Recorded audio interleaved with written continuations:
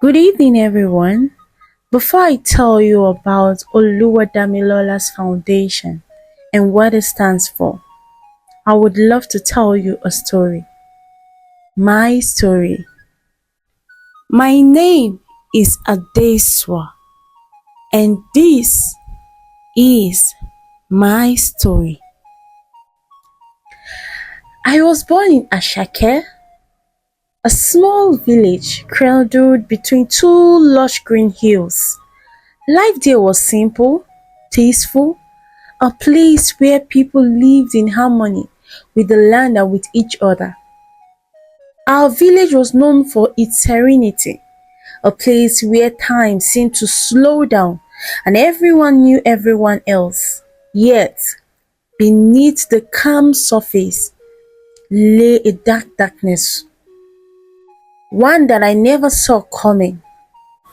My father, Olainka, was a man respected by everyone in Ashake. He was strong, wise, and full of love, or so I thought.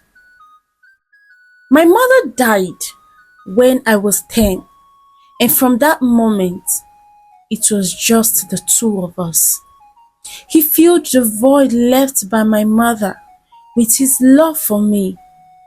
But as I grew older, that love changed into something twisted, something neither of us could understand. I became known as the beauty of Ashake, a title that brought more trouble than joy.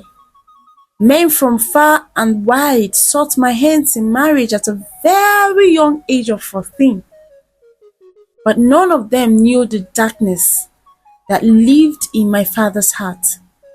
My skin, smooth as polished ebony, my eyes that sparkled like the stars, and my smile, as you all can see, all those things became a curse, drawing my father's desire closer to the surface. I noticed the change in him over time, but I was too young, too naive to understand what it meant. His eyes lingered on me too long. His touch felt different, but I brushed it off, trusting him as a daughter should trust her father. The trust was shattered one night when he crossed a line that could never be uncrossed. He came into my room while I slept. I felt hands crawling through my thighs, and then I woke up and saw my father, a man I respect so much, caressing my tender body. Being knowledgeable, I immediately rebuked him, but he asked me to shush and don't say a word. Fear instantly took over me as I watched him pull off my dress. His eyes were so red, his breathing so heavy. He was sweating profusely as he penetrated forcefully. I screamed in pain with no one to help. And that day, the world I knew was gone. In its place was a nightmare I couldn't escape. As I sat in the pool of my own blood, my father threatened me not to say a word of what just happened to anyone, urging me to keep it a secret. And after that night, everything changed. The light that once filled my life was replaced by shadows of fear and despair. I became a shell of the girl I used to be, withdrawn, silent, and haunted by the secret I carried. I didn't know who to turn to. The one person who should have protected me was the one person who destroyed me.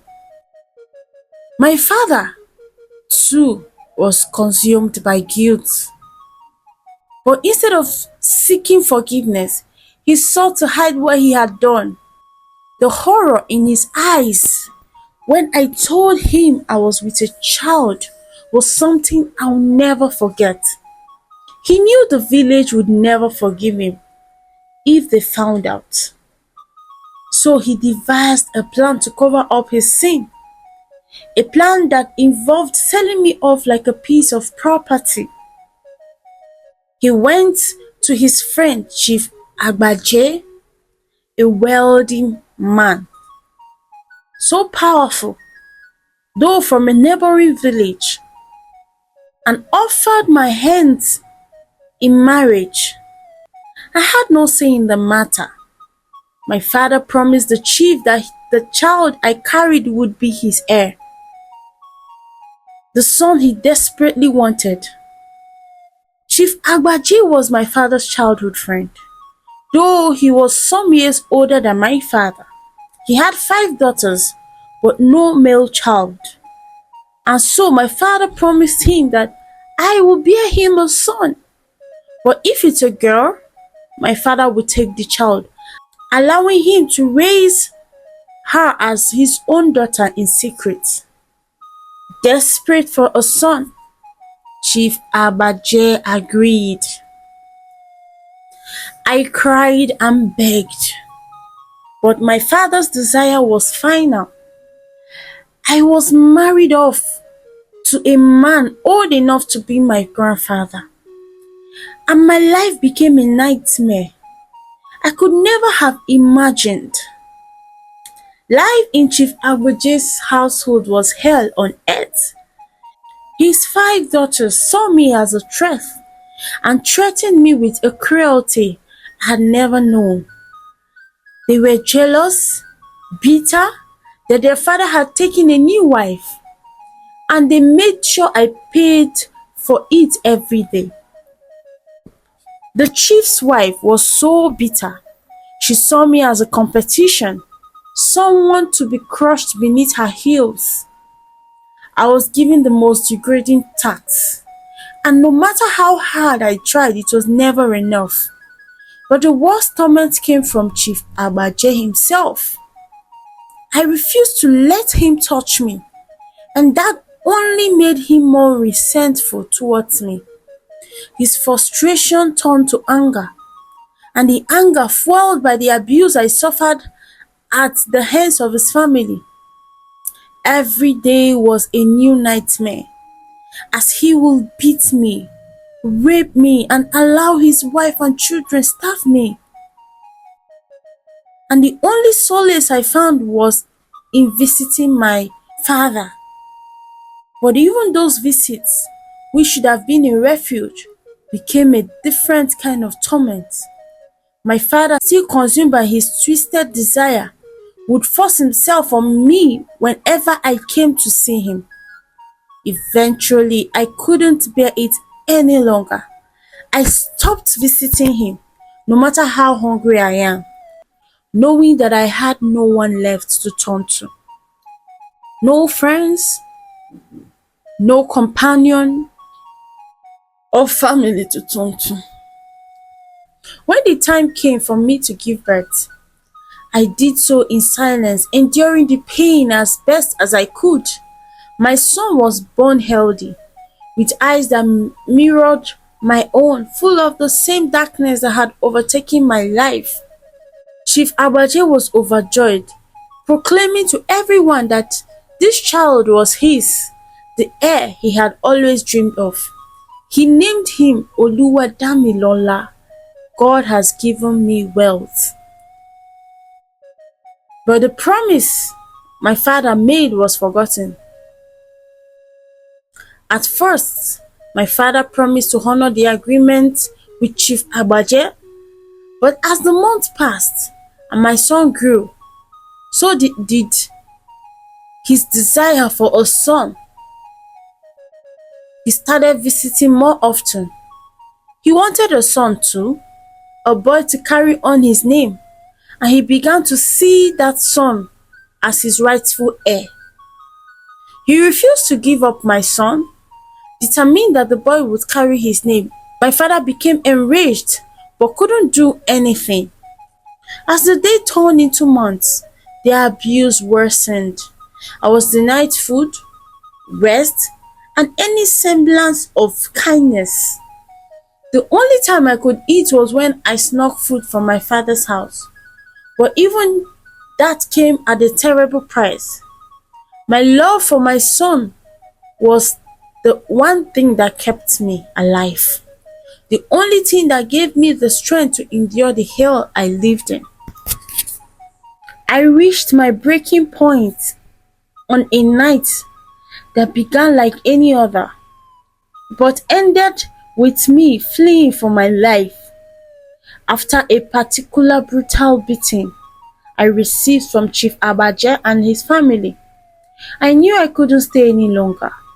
Clutching Oluwadamilola to my chest, I ran into the night, leaving behind everything I had known. I ran until I couldn't run no more, collapsing in a secluded part of the forest. There in the darkness I wept. I had no idea where I was going or how I would survive, but I knew I had to protect myself and my son. He was the only light left in my life, and I would do anything to keep him safe. I cried. The torment I had endured in Chief Agbaje's household had left me broken, but I clutched to my son with every ounce of strength I had left. He was my only reason for living, my only light in the suffocating darkness that had become my life. But as I wandered through the forest, I found myself alone and terrified. Every rustle in the bushes, every shadow that moved in the trees filled me with dread. I had no plans, no destination, only the desperate hope that somehow I could escape the nightmare that had consumed my life. I had encountered a man, Ayo, who had offered me help, but I couldn't bring myself to trust him. The men in my life had only brought me pains, and I feared that Ayo would be no different. My experience had taught me that accepting help from a man was a dangerous gamble, one I wasn't willing to take. So I thanked him for his offer and walked away, determined to rely only on myself. For 3 days, I wandered the forest with no food or shelter. My milk dried up, and Oluwadamilola grew weaker with each passing hour. He cried softly at first, but soon his cries became faint. I could feel his tiny body growing colder. My heart shattered as I watched him suffer, powerless to do anything to help him. On the third night, I huddled with him under the thin cover of leaves, trying to keep him warm, but when the morning came, his cries had stopped. I looked down at his small lifeless body, and a wail of anguish tore from my throat. My son was gone, taken from me by hunger and cold because I had been too afraid to trust anyone. The guilt crushed me, a weight too heavy to bear. In my grief, I realized that I couldn't do this alone. I couldn't keep running. I couldn't keep rejecting the help I so desperately needed. The memory of Ayo's kindness, his genuine concern haunted me. He had wanted to help, but I had pushed him away. Now, as I buried my son beneath the earth with trembling hands, I knew I had to find help. I had to take the chance to trust that not every man or woman is the same. After burying Oluwadamilola, I retraced my steps. I wanted to live by all means to take revenge on those that have hurt me. My heart was heavy with sorrow, but my resolve was firm. I couldn't undo what had happened, but I could try to survive, to live in honor of the son I had lost. It took me hours to find a house. I finally arrived there, and miraculously I met Ayo again. As though he was waiting for me, I was too hungry and weak. As our eyes met, I fainted. It took him hours to revive me. Immediately I woke up, he offered me food and water. The look in his eyes told me he understood. He didn't need to ask me what had happened. He simply accepted me with an open arm, offering me the comfort I had denied myself. Ayo didn't ask questions or demand answers. He simply let me grieve. He allowed me to feel the pain that had been bottled up for so long. In the days that followed, he cared for me as though I were the most precious thing in the world. He made sure I had food, a warm place to sleep, and time to heal. After days of isolation and grief, I finally opened up to Ayo. He understood my pain, advised me to forgive myself for the death of my son, and fight the right way. With Ayo's support, I began to regain my strength. He encouraged me to pursue my education, something I had never thought was possible. Despite the odds, he believed in me, and that belief gave me the courage to try. Slowly, I started to trust again, not just Ayo, but also myself. Years passed, and with Ayo's unwavering support, I strived.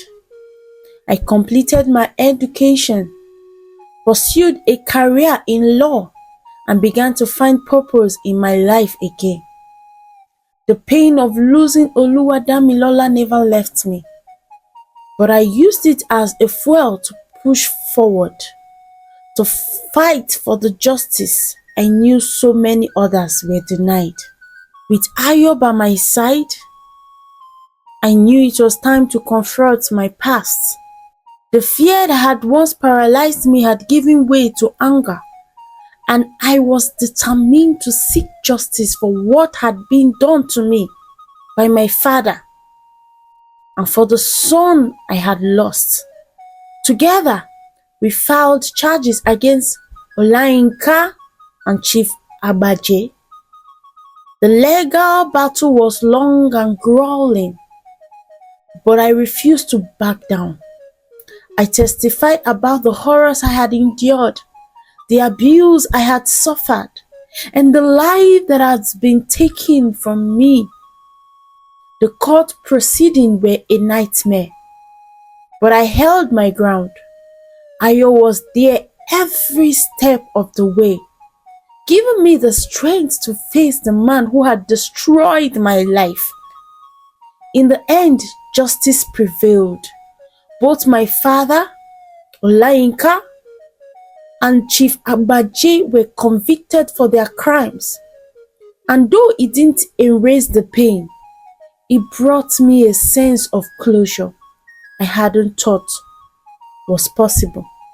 In memory of my son, I established the Oluwadamilola's Foundation, dedicated to helping survivors of rape and abuse. This foundation provided counseling, shelter, and legal aid to women and children who had suffered as I had. It was my way of ensuring that no one else would have to endure what I had gone through. The foundation grew rapidly, reaching people far beyond our village. We hosted workshops, raised awareness, lobbied for stronger laws to protect vulnerable women and children. Through it all, I felt a sense of purpose, a reason to keep going despite the pain that still lingered in my heart.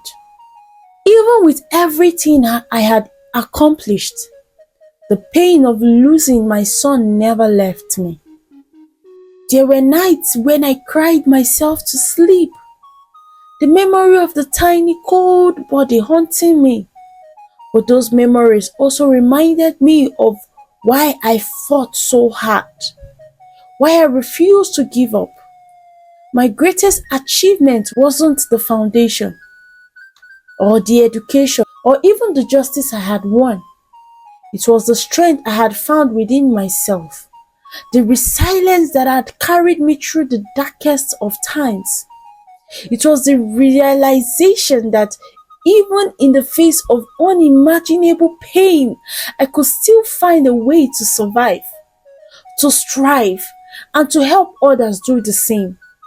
As I look at the lives we have changed through the foundation, I know my son didn't die in vain. His memory lives on in every woman we've helped, every child we've saved. And though the pain will always be a part of me, it no longer defines me. I am more than my suffering. I am a survivor, a fighter, and a voice for those who cannot speak for themselves.